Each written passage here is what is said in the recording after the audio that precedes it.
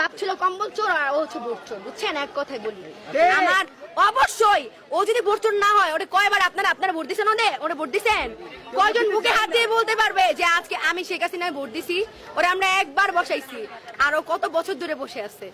আচ্ছা ওর কি একটু ইগোতে লাগে না ভাই? এত মানুষ, আমি ওর হাঁটুর সমান বয়সের হয়তো হব, আমি বলতেছি এত মানুষ ওরে চায় না, ও তাও নির্লজ্জের মতো ওইখানেই বসে আছে। আমার এই ইন্টারভিউটা দেখার পর হয়তো ও হয়তো আমারও গুম করে দিবে, কারণ ওর কোনো বিশ্বাস নেই।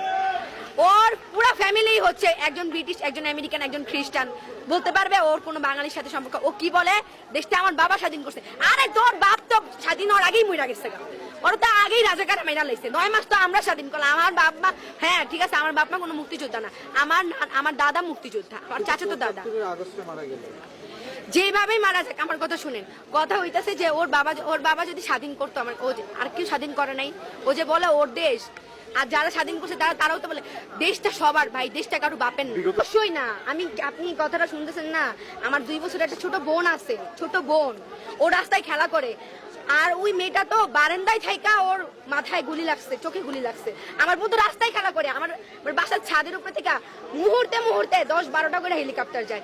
একটা হেলিকপ্টার যদি আমার 2 বছরের বোন, ওর যদি বুলেট লাগে কোথাও, ও তো ওখানেই মরে যাবে। ওরা যে নিয়ে ডাক্তারখানায় যাবো, আজকে আমার বোনটা আমার আপু করে আসে, আমি এটা চিন্তা করছি যে ওই যে ছোট মেয়েটা, ওটা যদি আমার বোন হইতো, তাহলে আজকে আমার যে বোন হইতো, যদি আমি কি বের হইতাম না? বলেন। আমি কালকে একটা ভাইয়াকে দেখলাম, ভাইয়া কাঁদতে কাঁদতে বলতেছে যে আমার ভাই মারা গেছে আপু, আমি ভাইয়ের জন্য শোক পালন না করে প্রোটেস্টে আসছি। একজনের ওয়াইফ মারা গেছে চট্টগ্রামে, নাম যেন কি কায়েম না ভাইয়াটার নাম? কায়েম। ওয়াইফ মারা গেছে গুলি লাইগা।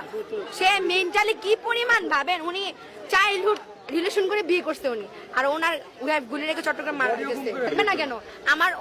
আমার অনেক ভাই, আমার বড় ভাই, মানে অনেক কাছের কেউ মারা যায় না, অনেক কাছের কেউ মারা গেলে হয়তো আমার ফ্যামিলিও নেমে যেত। আমার ফ্রেন্ড অনেকের গুলি লাগছে। আমার একটা ফ্রেন্ড, মানে আমার 3টা ফ্রেন্ড ছিল, ফ্রেন্ড না বড় ভাই বলতে পারেন, কিন্তু ওনার আগে থেকে চিনি, এই জন্য ফ্রেন্ড বলি।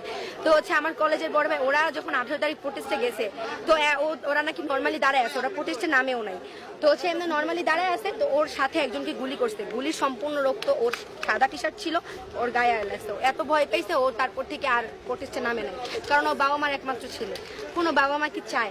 আমার এমনও হয়েছে, আমার ওই 18 তারিখ প্রোটেস্টের পরে আমার অনেক ফ্রেন্ডদের গ্রামে নিয়ে গেছে তার বাবা মা। নিতেই পারে এটা, কোনো বাবা মা চায় যে তার সন্তান মারা যাক? চায়? তার অনেকে বলে কি আমার একটাই ছেলে।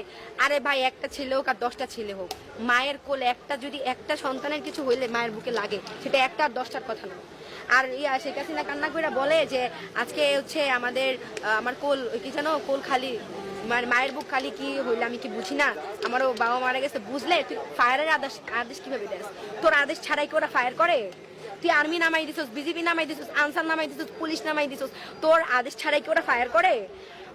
আমি এমন পুলিশও দেখছি যারা হেলিকপ্টার থেকে আমাদের ক্ষমা চাইতেছে, বলতেছে আগাই যান। এমনও পুলিশ দেখছি আমরা।